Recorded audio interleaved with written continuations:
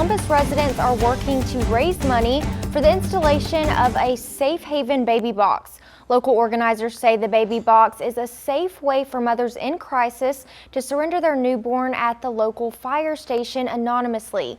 We spoke to local coordinator Ernestine Mobley and Fire Chief Dwayne Hughes about how this works. So far in the state of Mississippi, at least 2 infants have been surrendered at a Safe Haven baby box. Local resident Ernestine Mobley had an idea to bring one of the boxes to Columbus to help mothers in crisis. Columbus Fire and Rescue Chief Dwayne Hughes sees the benefit a Safe Haven baby box could have in the community. There have been instances in the past where parents haven't had an opportunity to surrender their child at a fire station, and they chose to use less than desirable means to surrender their child. It left the child vulnerable, and it is also very traumatic to those that encounter it. I believe nationally, with the changes in reproductive laws, more than likely here in Columbus, we will soon see a need for our baby box. Chief Hughes says fire stations are already designated surrender points for infants of parents in crisis who don't know where to turn. As it exists right now, without the baby box, that individual will have to make contact with a firefighter to surrender the child. And that probably interaction is going to make them less likely to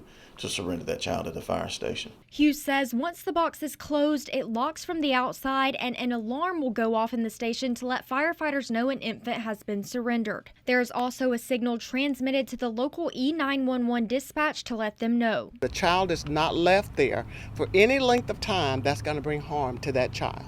The child is kept in a climate-controlled environment, and that way the firefighters, once they're alerted, they can get actual paramedics to the station to view and monitor the child, at which time, if it's deemed to be in viable condition, the child is usually turned over to Department of Human Services. Hughes says for parents, the fire station can help them receive medical attention, counseling, or guide them to other services if they wish. Any person that's in the situation where they're looking to surrender a child is under enormous emotional stress. Anything that we can do as a community to come together to lighten that load, offer them solutions.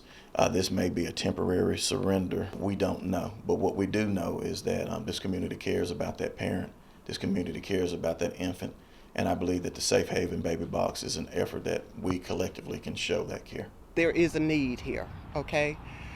You don't want any woman to feel alone. It may not be you or your sister or your daughter today, but it could be them next week. So let's always work on having options where women will have a safe place and a safe space to get help when they need it. The Safe Haven law in Mississippi allows for the surrender of an infant up to 45 days old.